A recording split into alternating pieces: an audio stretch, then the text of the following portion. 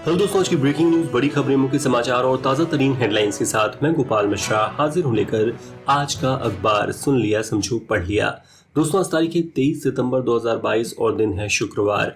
आज की latest news updates में हम जानेंगे पॉपुलर फ्रंट ऑफ इंडिया पर बड़ी कार्रवाई, 106 सदस्य हुए गिरफ्तार। ऑल टाइम लो पर पहुंचा रुपया, $1 हुआ 80 रुपए 95 पैसे का। भारत ऑस्ट्रेलिया मैच के टिकट लेने पहुंची भीड़ पर लाठीचार्ज।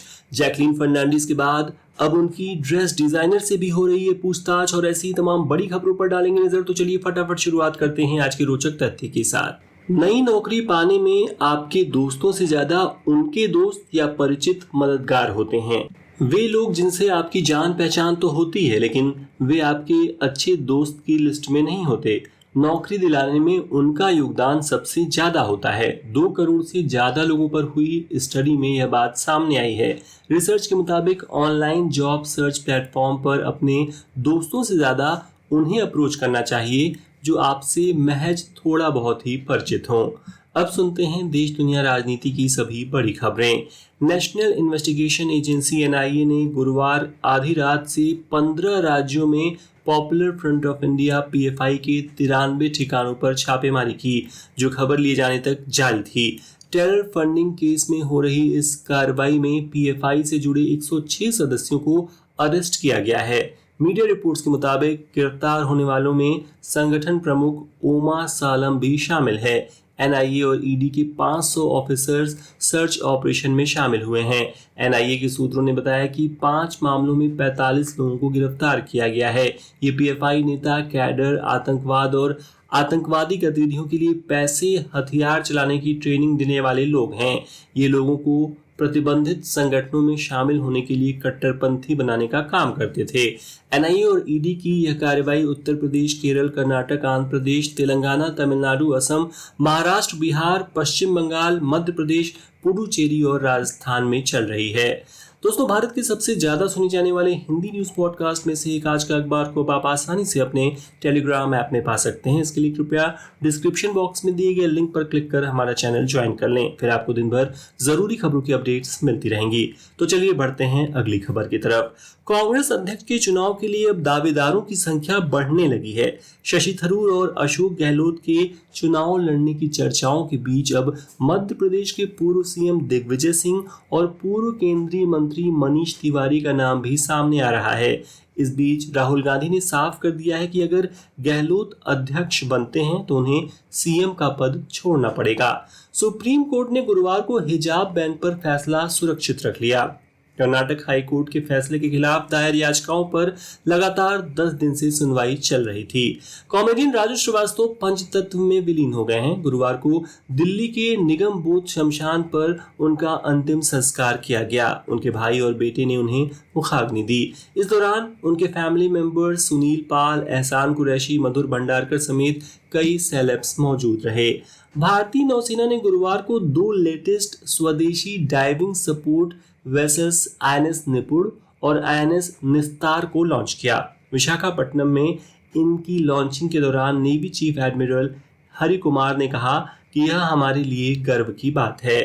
25 सितंबर को इंडियन नेशनल लोकदल की रैली में कई दिग्गज पहुंचने वाले हैं। इस रैली में शरद पवार, सीएम नीतीश कुमार, फारूक अब्दुल्ला सहित कई विपक्षी नेता शामिल होंगे। राष्ट्रीय स्वयंसेवक संघ के प्रमुख मोहन भागवत गुरुवार सुबह दिल्ली के इमाम हाउस पहुंचे। कस्तूरबा गांधी मार्ग पर बनी इस मस्जिद के बंद कमरे में भागवत करीब 1 घंटे चीफ इमाम डॉक्टर उमर अहमद इलियासी के साथ रहे। किसी मुस्लिम धार्मिक संगठन के प्रमुख से आरएसएस चीफ की मस्जिद में यह पहली मुलाकात है। डॉक्टर इलियासी ने कहा कि हमारा डीएनए एक ही है, सिर्फ इबादत करने का तरीका अलग है। इलियासी ने मोहन भागवत को राष्ट्रपिता और राष्ट्र ऋषि तक बताया। मदरसों के बाद अब वक्फ की संपत्तियों का सर्वे हो रहा है। यूपी में सबसे ज्यादा करीब 1,22,000 संपत्तियां हैं। इसमें लखनऊ का राजभवन, वाराणसी का ज्ञानव्यापी मस्जिद और मथुरा की शाही मस्जिद भी शामिल है। दिल्ली में एक्साइज पॉलिसी स्कैम और वक्फ बोर्ड में हुए घोटाले के बाद अरविंद केजरीवाल सरकार पर अब दिल्ली में 25,000 गेस्ट टीचर्स की नियुक्ति प्रक्रिया पर भी सवाल उठ रहे हैं। इस मामले को लेकर गुरुवार को उपराज्यपाल एलजी वीके सक्सेना ने इंटरनल इंक्वायरी का आदेश दिया है। भारतीय रिजर्व बैंक ने महाराष्ट्र के लक्ष्मी कोऑपरेटिव बैंक का लाइसेंस रद्द कर दिया है। आरबीआई ने बैंक को अपने खाता धारकों को 5 लाख रुपए तक वापस करने के निर्देश दिए हैं। दिल्ली एनसीआर में गुरुवार को हुई भारी बारिश ने लोगों की परेशानी बढ़ा दी है। इसके चलते दिल्ली, नोएडा, गुरुग्राम, फरीदाबाद, यूपी सहित आसपास के कई इलाकों में जल जमाव और पेड़ गिरने की वजह से लंबा ट्रैफिक जैम रहा। गुरुग्राम में शाम को हाईवे पर 5 किलोमीटर तक गाड़ियों की कतारें देखी गईं।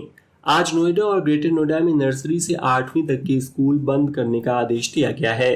उत्तर प्रदेश के नोएडा में एक महिला से बदसलूकी के मामले में जेल में बंद श्रीकांत त्यागी को कोर्ट ने राहत दे दी है। गुरुवार को इलाहाबाद हाईकोर्ट ने उन्हें 44 दिन बाद जमानत दी। ईरान में 16 सितंबर से शुरू हुआ हिजाब के खिलाफ विरोध प्रदर्शन जारी है। महिलाओं के साथ अब पुरुष भी प्रदर्शन में शामिल हो रहे हैं। अब ये 15 शहरों में फैल गया है। आंदोलन कर रहे लोगों को रोकने के लिए पुलिस ने गोलियां चलाई। कल फायरिंग में 3 प्रदर्शनकारियों की मौत हो गई। 5 दिन में मरने वालों की तादाद अब 31 पहुंच गई है। सैकड़ों लोग घायल भी हैं। सेंट्रल मैक्सिको के बार में गुरुवार को फायरिंग हुई। इसमें 10 लोगों की मौत हो गई। रिपोर्ट्स के मुताबिक हमलावर ने बार में घुसते ही अंधाधुंध गोलियां चलाना शुरू कर दिया था। अब सुनते हैं बिजनेस वर्ल्ड की latest news. Social media platform Instagram गुरुवार की रात डाउन हो गया। लोगों ने इसकी शिकायत ट्विटर पर की। हीरो मोटोकॉर्प ने गुरुवार से अपनी मोटरसाइकिल्स और स्कूटर्स की कीमतों को 1000 रुपए तक बढ़ा दिया है। इंडिया में फेस्टिव सीजन शुरू होने से पहले कंपनी ने ये बड़ा कदम उठाया है। मंदी के प्रभाव से बचने के लिए कंपनी ने यह फैसला लिया है। ईडी ने गुरुवार को एबीजी शिपयार्ड लिमिटेड की 2747 करोड़ रुपए की संपत्ति जब्त कर ली। यह कार्रवाई बैंक ऋण धोखाधड़ी से जुड़ी मनी लॉन्ड्रिंग केस की जांच के तहत हुआ है। फेस्टिव सीजन आते ही टाटा मोटर्स ने टाटा पंच का नया कैमो एडिशन लॉन्च कर दिया। नए एडिशन की कीमत 6,85,000 रुपए से शुरू हो रही है। वहीं मारुति सुजुकी ने इंडिया में 2023 अर्टिगा की लॉन्चिंग कर दी। भारतीय शेयर बाजार में कल गिरावट देखने को मिली। सेंसेक्स 337 अंक की गिरावट के साथ 59,119 के स्तर पर बंद हुआ। निफ्टी 88 अंक गिरकर 70,629 के स्तर पर क्लोज हुआ। सेंसेक्स के 30 में से 18 शेयरों में गिरावट रही। वहीं डॉलर की बात करें तो डॉलर के मुकाबले रुपया कल अपने ऑल टाइम लो पर पहुंच गया। रुपया 99 पैसे कमजोर होकर 80 रुपए 95 पैसे पर आ गया। यूएस फेडरल रिजर्व की ओर से ब्याज दरों में बढ़ोतरी के कारण रुपया कमजोर हुआ है। कुछ दिनों पहले लोन रिकवरी एजेंट्स ने एक महिला को ट्रैक्टर से दबा दिया था। इस मामले पर सख्त एक्शन लेते हुए आरबीआई ने कल Mahindra and Mahindra financial services limited को आउटसोर्सिंग व्यवस्था के जरिए किसी भी वसूली या कब्जे की गतिविधि को तुरंत बंद करने का निर्देश दिया है। गौतम अडानी को तो आप जानते ही हैं, लेकिन क्या आप जानते हैं उनके बड़े भाई भी अमीरों की लिस्ट में एक खास जगह रखते हैं।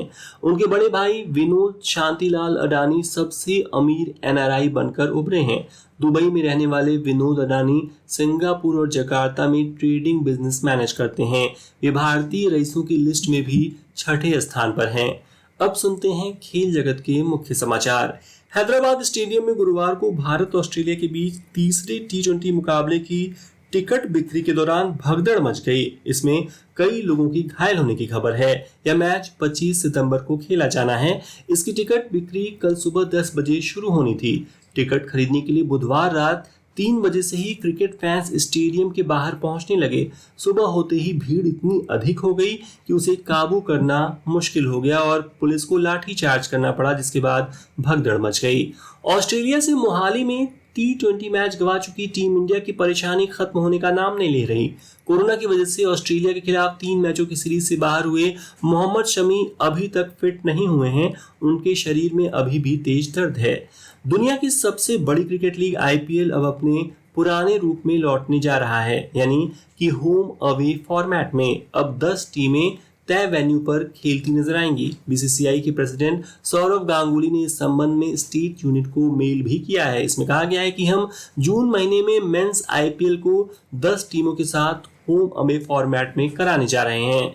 दोस्तों आगे बढ़ने से पहले आपसे एक छोटी सी रिक्वेस्ट करना चाहूंगा कि यदि आज का अखबार आपको पसंद आ रहा हो तो प्लीज इसे उन मित्रों के साथ जरूर शेयर करें जो बिना समय गंवाए दिन भर की बड़ी खबरों को सुनना चाहते हो। आपके कमेंट्स और शेयर्स हमारे लिए बहुत मायने रखते हैं और हम इसके लिए आपके आभारी हैं। तो चलिए अब सुनते हैं मनोरंजन जगत की कुछ बड़ी खबरें।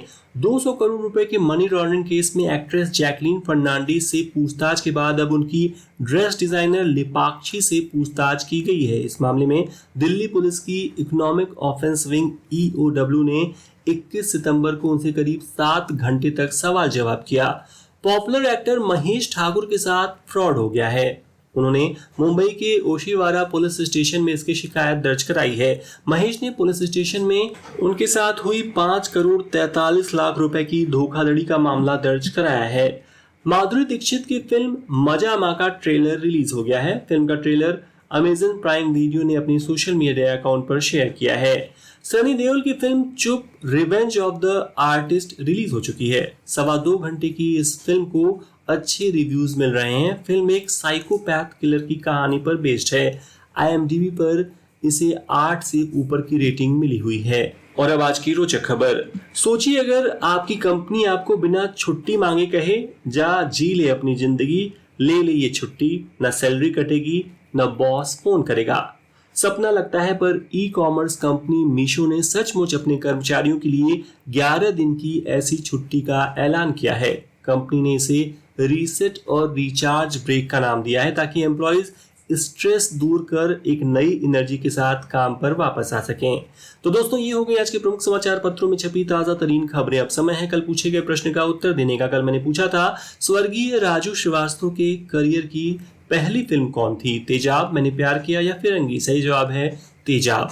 जिन्होंने भी सही उत्तर दिया उन्हें बधाई। और अब आज का सवाल है कि IMDb किस चीज से संबंधित पॉपुलर वेबसाइट है? A मौसम से, B फिल्मों से या C डिफेंस से? कृपया कमेंट के माध्यम से अपना उत्तर जरूर दें। आज का अखबार अंत तक सुनने के लिए आपका बहुत बहुत धन्यवाद। अब अगले बुलेटिन में खबरी के मुख्य खबरें चैनल पर सुनिए दिन भर की बड़ी खबरें रात 8 बजे। And once again I request you to please follow our channel and share this podcast with your friends। तो कल फिर होगी मुलाकात, क्योंकि हर दिन हर बार लेकर आता हूं मैं आज का अखबार। तब तक के लिए नमस्कार।